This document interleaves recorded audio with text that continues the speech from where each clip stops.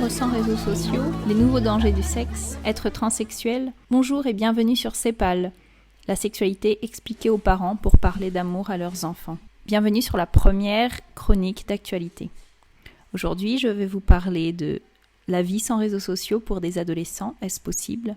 Un nouveau livre d'un infectiologue, Eric Chaume, et puis de 2 reportages que je pense important de regarder si vous êtes parent, particulièrement d'adolescents.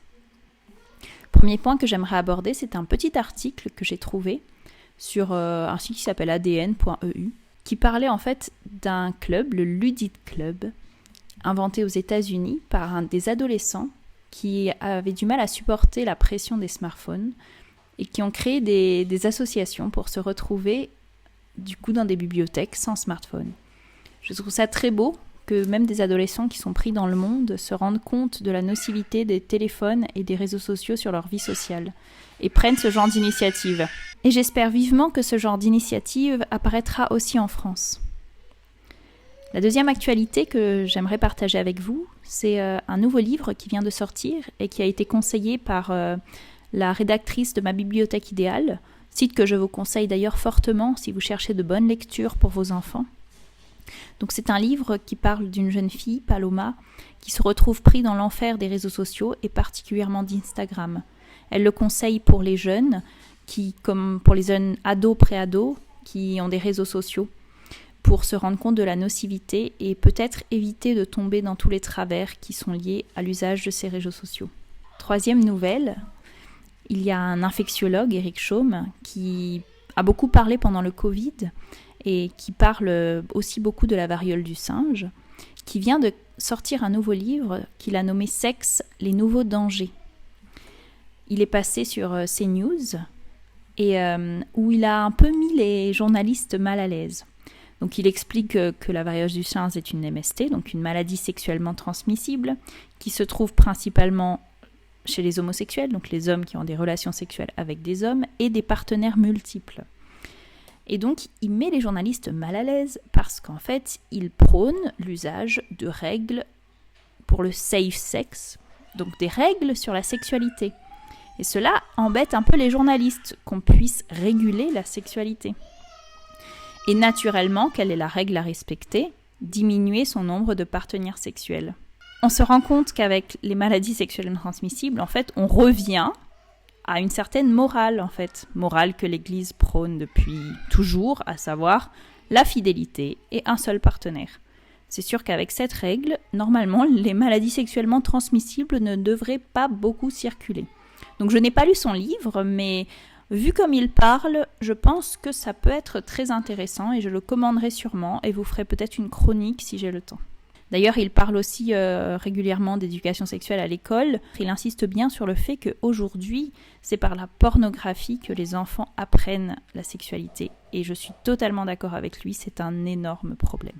Ensuite, j'aimerais vous parler d'un nouveau reportage qui est sorti très récemment par une journaliste, je n'ai pas noté son nom, mais je vous mettrai tout ça en commentaire, qui s'appelle Trans, mauvais genre, et qui est disponible sur YouTube. C'est un documentaire vraiment très intéressant pour comprendre comment la transsexualité et les changements de sexe s'imposent aux jeunes aujourd'hui, dans les écoles, dans l'idéologie, dans les séries, etc. Elle parcourt vraiment un nombre de thèmes énormes, aussi bien scientifiques, psychologiques, sociaux. Elle parle vraiment de dysphorie de genre, ce que c'est réellement. Moi, ce que je retiens, et que j'aimerais aussi qu'en tant que parent vous reteniez, c'est qu'il y a en fait 2 façons principales de préserver ses enfants de ces idéologies trans. C'est premièrement, cela se transmet par l'école, malheureusement, l'école publique, surtout dans les grandes villes où interviennent des lobbies LGBT, etc. Et qui du coup, dès le plus jeune âge, vont dire à vos enfants qu'ils ne sont ni filles ni garçons et qu'ils peuvent changer de sexe s'ils le souhaitent. Et le deuxième point, c'est énormément lié aux écrans. En tout genre, donc séries, films, mais surtout réseaux sociaux. À l'adolescence, à l'âge où les enfants se sentent mal dans leur corps, parce qu'en fait, ils sont adolescents, on est tous passés par là, et tout le monde passe par là, c'est tout. Du coup, ils cherchent une réponse à leurs questionnements, à leurs difficultés, à leur tristesse, à leur dépression, qui est en fait naturellement liée à leur changement corporel.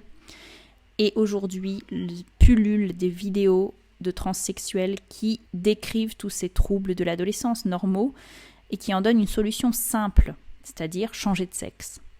Mais ce n'est évidemment pas la solution. Et donc, préserver vos enfants de ces réseaux sociaux les limitera grandement les problèmes de transsexualité de vos propres enfants. Quand je dis limiter, pour moi, c'est interdire, qu'on se comprenne bien.